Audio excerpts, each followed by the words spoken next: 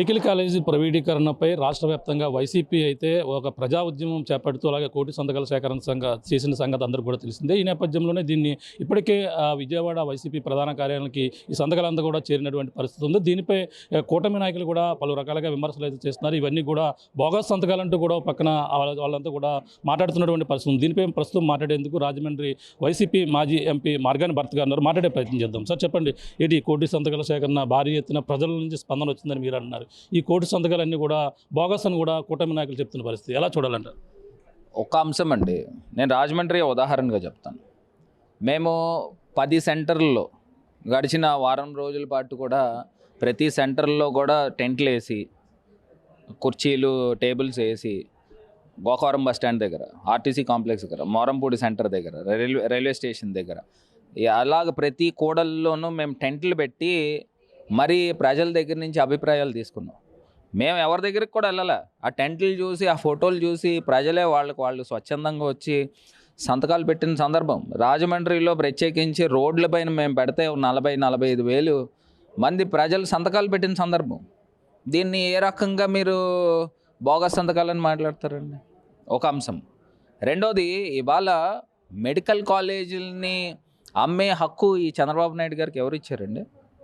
ఈయన 40 ఏళ్ల రాజకీయ ఇండస్ట్రీలో ఒక్క ప్రభుత్వ మెడికల్ కాలేజ్ కట్టలేని ఒక నిర్భాగ్య పరిస్థితుల్లో ఉన్న ఈ వ్యక్తి ఇవాళ తీసుకుని వచ్చి జగన్ గారు 17 మెడికల్ కాలేజీలు కరోనాతో లక్షల కోట్ల మంది ప్రజలు విలవిల్లాడిన పరిస్థితులు చూసి 17 గవర్నమెంట్ మెడికల్ కాలేజీలు తీసుకొస్తే దీన్ని ప్రైవేట్ వాళ్ళ చేతుల్లో పెట్టడం ఏంటండి? దీన్ని పూర్తిగా నిరసిస్తూ ఇవాళ ప్రజలందరూ కూడా పెద్ద ఉద్యమమై, మొన్న ర్యాలీలో కూడా చూసుంటారు, ప్రతి నియోజకవర్గంలో వైఎస్ఆర్ కాంగ్రెస్ పార్టీ వేల సంఖ్యలో బయటకు వచ్చారు.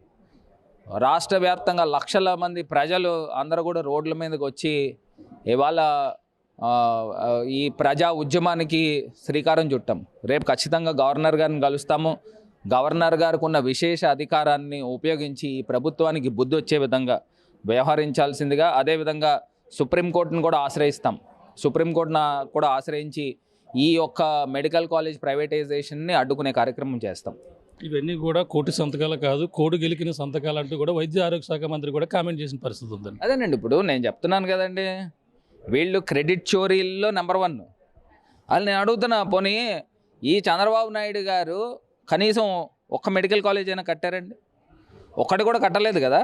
ఆయన హయాంలో జగన్ గారు కట్టింది ఈయన ప్రైవేటైజ్ చేయడం ఏంటండి? పోనీ ఈయన ఏమన్నా ప్రత్యేకించి ప్రైవేట్ వాళ్ళకి ఇచ్చుకుని కాలేజీలు తీసుకురమ్మనండి. అంతేగాని గవర్నమెంట్ మెడికల్ కాలేజీలు జగన్ గారు తీసుకొస్తే ఇవన్నీ కూడా ఉప్పుగాలికి ఇచ్చేసి వాళ్ళ బెనామీల పేర్ల మీద పెట్టే కార్యక్రమం చేయడం ఏంటండి? ఇవాళ నేను రాజమండ్రి ఉదాహరణగా చెప్పా. ఇలా ప్రతి కూడల్లోనూ మేము టెంట్లు వేసి పెడితే ప్రజలు స్వచ్ఛందంగా వచ్చారు. కాలేజీ పిల్లలు వేల సంఖ్యలో వచ్చి సంతకాలు చేసిన సందర్భం. ఇవాళ ప్రజలకు అర్థం కాదండి ప్రైవేట్ కాలేజీలకి గవర్నమెంట్ కాలేజీలకి తేడా. వాళ్ళు సంవత్సరానికి ఒక్కొక్క మెడికల్ కాలేజీలో 150 మంది డాక్టర్లు తయారవుతారు. 17 మెడికల్ కాలేజీలు అంటే 2150 మంది డాక్టర్లు.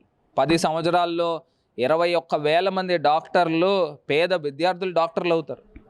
అసలు సమాజం ఏ రకంగా ఉంటుంది? మెరిట్ మీద వస్తారు. దాంతోపాటు గవర్నమెంట్ హాస్పిటల్ కూడా దానికి అనుసంధానంగా ఉంటుంది. ఇప్పుడు ఈ గవర్నమెంట్ హాస్పిటల్ కూడా ప్రైవేటైజ్ చేస్తే ప్రైవేట్ అయిపోతుంది. మరి పేద ప్రజలు ఎక్కడికి వెళ్తారండి? ఇప్పుడు ఒక పక్కన ఆరోగ్యశ్రీ పనిచేయట్లా, ఇంకో పక్కనేమో గవర్నమెంట్ హాస్పిటల్ని ప్రైవేటైజ్ చేస్తూ ఉన్నారు. అంటే ఎక్కడికి వెళ్ళిపోతున్నాం? ఇప్పుడు నేను ఇందాక ఒక ఉదాహరణ నేను చూపించాను. ఒక పేద మహిళ చనిపోయింది, గర్భవతి, పాప బతికింది. మరి ఆ పాప ఆవిడ చనిపోవడానికి కారణం ఏంటి? క్లియర్గా సూపరింటెండెంట్ అక్కడ గవర్నమెంట్ హాస్పిటల్లో వాళ్ళు రిపోర్ట్ ఇవ్వడం జరిగింది. ఏమని ఇచ్చారు? ఆ రిపోర్ట్లో కూడా వీళ్ళ యొక్క నెగ్లిజెన్స్, ఇద్దరు డాక్టర్స్, ఒక గైనిక్ డాక్టరు, ఒక చైల్డ్ కేర్ డాక్టరు, వీళ్ళిద్దరి యొక్క నెగ్లిజెన్స్ వలన చనిపోయిందని క్లియర్గా చెప్పారు. ఆ రిపోర్ట్ ఓపెన్గా ఉన్నప్పుడు అసలు గవర్నమెంట్ ఏం చేస్తూ ఉంది అని అడుగుతున్నా. ఇంకో పక్కనేమో ఒక కార్పొరేట్ హాస్పిటల్ ఓపెనింగ్కి సీఎం గారు కాళ్ళు వచ్చి ఓపెనింగ్ వస్తూ ఉన్నారు. అంటే ఇది బడాబాబుల ప్రభుత్వం, ఇది గుత్తేదారుల ప్రభుత్వం, పేద ప్రజల ప్రభుత్వం కాదండి. పేద ప్రజలకు అన్యాయం చేసే ప్రభుత్వం ఈ ప్రభుత్వం. ఇవాళ క్లియర్గా అర్థమవుతుంది. ఒక ఎవిడెంట్గా ఒక తల్లి చనిపోయింది, పాప బతికింది, దాని నెగ్లిజెన్స్, గవర్నమెంట్ డాక్టర్స్ నెగ్లిజెన్స్ అని సూపరింటెండెంట్ రిపోర్ట్ ఇచ్చాడు. దాన్ని గాలికి వదిలేశారు. ఇవాళ సీఎం గారు కోడలు వచ్చి కార్పొరేట్ హాస్పిటల్ ఓపెనింగ్కి రాజమండ్రి వచ్చి ఇలాగా ఘటన నా వెలుగులోకి వచ్చింది, నా దగ్గరకు వచ్చింది కాబట్టి ఇది బయట పెట్టాం. అలాగే ఎన్ని ఘటనలు జరుగుతున్నాయి, రోజుకి ఎన్ని ఘటనలు జరుగుతున్నాయి. ఇక్కడ పూర్తిగా సిబ్బంది లేదు, ఇన్ఫ్రాస్ట్రక్చర్ లేదు. ఈ రకమైన పరిస్థితులు రాజమండ్రిలో ఉన్నాయి. నాకు తెలిసి ఇదే సేమ్ సిచ్యువేషన్ స్టేట్ వైడ్ కూడా రెప్లికేట్ అవుతుంది. పీపీపీ విధానం అనేది అనేక రాష్ట్రాలు అవలంబిస్తున్నాయి. ఇది ప్రైవేటీకరణ కాదు, అలాగే వైసీపీ ఉనికిని చాటుకోవడం కోసమే ఇది ఒక నిర్ణయాన్ని తీసుకుని ఈ విధంగా తప్పుడు ప్రచారం చేస్తుందని కూడా అంటున్నారు. అనేక రాష్ట్రాలు కూడా చేస్తున్నాయని కూడా స్థానిక ఎమ్మెల్యే కూడా చెప్పుకొస్తున్న పరిస్థితి ఎలా చూడాలి? సరే, ఇప్పుడు స్థానిక ఎమ్మెల్యేకి పొట్ట చించితే అక్షరం ముక్క లేదండి. వడోదర అనే స్టేట్లో ఉందంటున్నాడు. వడోదర అంటే గుజరాత్లో ఉంది. మరి అతను కూడా మాట్లాడిన దానికి నేను సమాధానం చెప్పంటే ఎట్లాగండి? ఇవాళ నేను చెప్తున్నా, పీపీపీ విధానము వేరే స్టేట్స్లో చేస్తూ ఉన్నారు. మీరు తీసుకుని రండి, మీరు తీసుకుని వచ్చే శాంక్షన్లు మీరు తీసుకుని వచ్చి మీరు చేయండి. జగనన్న తీసుకొస్తే దాన్ని మీరు ఎందుకు ప్రైవేటైజ్ చేస్తూ ఉన్నారు? ఇప్పుడు 5,000 కోట్ల రూపాయలు నాబార్డ్ నుంచి రెడీ చేసి పెట్టారండి. ఆల్రెడీ 3,000 కోట్లు మేము ఖర్చు చేసాము. నాబార్డ్ దగ్గర నుంచి 5,000 కోట్లు రెడీగానే ఉన్నాయి కదా, అది ఖర్చు పెడితే కాలేజీలు కంప్లీట్ అవుతాయి కదా. డబ్బులు లేవు, క్వాలిటీ ఆఫ్ ఇన్ఫ్రాస్ట్రక్చర్ ఇవ్వలేము అని మీకు మీరే చెప్తా ఉంటే, ఇప్పుడు లోకేష్ గారు మొన్న యోగాలంలో ఏం చెప్పాడు? కేరళలో చేస్తున్నారు, ఆంధ్రాలో ఎందుకు చేయలేం, మేము క్వాలిటీ హెల్త్ కేర్ తీసుకుని వస్తాం, టెరిషరీ కేర్ తీసుకొస్తామని రకరకాల డైలాగులు చెప్పారు. ఇప్పుడు ఏం చెప్తున్నాడు? మేము క్వాలిటీ ఇవ్వలేము అని ఓపెన్గా అడ్మిట్ అవుతాడు. బోల్డ్ కోట్ల రూపాయలు ఖర్చు పెట్టాలి, ఇప్పుడు పెట్టలేమండి. నాబార్డ్ నుంచి 5,000 కోట్లు రెడీగా ఉన్నాయి స్వామి, అవి ఉపయోగించండి. మీరు కేంద్ర ప్రభుత్వంలో దేనికున్నారు? మీ యొక్క ఎంపీల మద్దతు వలన కదా కేంద్ర ప్రభుత్వం నిలబడింది. ఆ మాత్రం తెచ్చుకోలేరా? Simple as this. రాజమండ్రిలో జరిగే ప్రతి విషయాన్ని కూడా భూతద్దంలో పెట్టి చూపిస్తున్నారు. అలా అభివృద్ధిని ఎత్తి చూపలేక ఇటువంటి కామెంట్స్ చేస్తున్నారని కూడా చెప్పుకొస్తున్నారు. అలా అభివృద్ధి ఏం జరిగింది చెప్పండి. మీకు తెలిస్తే నాకు చెప్పండి, నేను తెలుసుకుంటాను. ఇవాళ పేకాట క్లబ్బులు నడపడం భూతద్దంలో పెట్టి చూపించడం అండి? ఇసుక దందా చేయడం భూతద్దంలో పెట్టి చూపించడమా? వాళ్ళ ఎమ్మెల్యేలు ఆడియో లీక్ వాళ్ళ ఎమ్మెల్యే తాలూకా మనుషులు ఆడియో లీక్ లేని లిక్కర్ సిండికేట్ నడుపుతున్నారు. సిటీ అధ్యక్షుడు ఎక్స్ కార్పొరేటర్ ఏమో పేకాట క్లబ్బులు నడుపుతున్నాడు. ఏమనాలి దీన్ని? ఇంత దారుణంగా యథేచ్ఛగా చేస్తూ ఉంటే వీళ్ళుగానే చేస్తారంటే ఎమ్మెల్యే పాత్ర ఉండదా? ఎమ్మెల్యే కనుసన్నల్లోనే జరిగితేనే ఇవి చేయగలుగుతారు, లేకపోతే ఎవరు చేస్తారండి? అధికారులు ఏం చేస్తూ ఉన్నారు? నిద్రపోతూ ఉన్నారని అడుగుతున్నారు. ఇంత దారుణంగా వ్యవహారం జరుగుతుంది. ఒక్కటే అంశం చెప్తున్నా, అసలు రాజమండ్రిలో ఒక ఘన చరిత్ర కలిగిన నగరం రాజమహేంద్రవరం, 1000 సంవత్సరాల చరిత్ర. కోటిలింగాల దేవస్థానానికి అంటే దక్షిణ కాశీగా పేరుంది. అలాంటి దేవస్థానానికి ఒక పేకాట క్లబ్బులు నడుపుకునేవాడిని తీసుకుని వచ్చి చైర్మన్ చేస్తారా? సంవత్సర కాలంలో పుష్కరాలు చేస్తారా మీరు? ఆ దేవస్థానానికి చైర్మన్ ఏమో పేకాట క్లబ్లా? ఏందండి అసలు? ఎక్కడ వెళ్ళిపోతున్నాం? గతం వైసీపీ ప్రభుత్వంలో చేయలేదు, ఇప్పుడు చేసి చూపించేప్పుడు అంతా కూడా ఏదైతే మారంపూడి ఫ్లైఓవర్ బ్రిడ్జ్ కావచ్చు, ఇవన్నీ కూడా లైట్లు ఇవన్నీ కూడా మేము ప్రభుత్వంలో జరిగిందని కూడా చెప్పుకోవచ్చు. అసలు నాకు నవ్వు వస్తుందండి. నేను ఇంకేం చెప్పాలండి? మొత్తం అంతా మేము బ్రిడ్జ్ అన్నీ కట్టేసిన తర్వాత లైట్లు పెట్టామనంటే ఇంక నేనేం చేయాలా? ఇప్పుడు బ్రిడ్జ్ మా టైంలో మేము ప్రతిపక్షంలో ఉన్నాం, కేంద్రంలో ఎన్డీఏ ప్రభుత్వం ఉంది. మేము ప్రతిపక్షంలో ఉన్నప్పటికీ మోరంపూడి ఫ్లైఓవర్ కట్టించాం.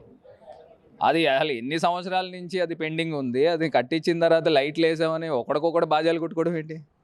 నాకు ఆశ్చర్యం అనిపిస్తుంది. ఏంటి 5గురు ప్రజాప్రతినిధులు కలిపి 2 సంవత్సరాల కాల వ్యవధిలో కృషి చేసి పట్టు వదలకుండా లైట్లు పెట్టించారండి.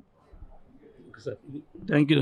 ఇది పరిస్థితి. ప్రస్తుతం అయితే ఏదైతే ఇప్పుడు కూటమి ప్రభుత్వం అయితే సరైన అభివృద్ధి తీసుకువెళ్తున్నది, ఏదైతే పీపీపీ విధానాన్ని రద్దు చేసే వరకు కూడా ప్రజలు స్వచ్ఛందంగా వచ్చి ఈ యొక్క కోటి సంతకాల సేకరణ కూడా ఇచ్చినటువంటి పరిస్థితిని కూడా చెప్పుకొస్తున్నారు. ఏదేమైనా ఈ యొక్క రాజమండ్రిలో సరైన అభివృద్ధి లేదు, గతంలో జరిగినటువంటి అభివృద్ధి తప్ప అంతా కూడా ఏది కూడా లేదని కూడా చెప్పుకొస్తున్నారు. ఏదేమైనా ఈ పీపీపీ విధానం ద్వారా కూటమి ప్రభుత్వం ప్రజలకి అలాగే పేదవాడికి సరైన వైద్య విద్య కూడా అందే సౌకర్యం లేదు. అలాగే రాజమండ్రిలో కూడా ప్రభుత్వ ఆసుపత్రిలో కూడా సరైన వైద్య సౌకర్యం కూడా అందక చాలామంది ఇబ్బందులు పడుతున్నారు. అలాగే రాజమండ్రిలో కూడా లాండ్ ఆర్డర్ కూడా చాలా ఇక్కడ గాడి తప్పిందని కూడా రాజమండ్రి వైసీపీ మాజీ ఎంపీ మార్గాన భరత్ కూడా కామెంట్ చేస్తున్న పరిస్థితి ప్రధానంగా ఉందని చెప్పాలి. ఇది కూడా తాజా పరిస్థితి. కెమెరాతో ప్రకాష్ RTV రాజమండ్రి నుంచి. చరిత్ర సృష్టించినోడు ఇప్పుడు ఆ చరిత్రని తిరగరాయబోతున్నాడు. అబద్ధాల గోడల్ని బద్దలు కొట్టి నిజాలను రాగా మీ ముందుంచబోతున్నాడు. నిజమైన వార్తల కోసం వెంటనే డౌన్లోడ్ చేసుకోండి రా యాప్ని.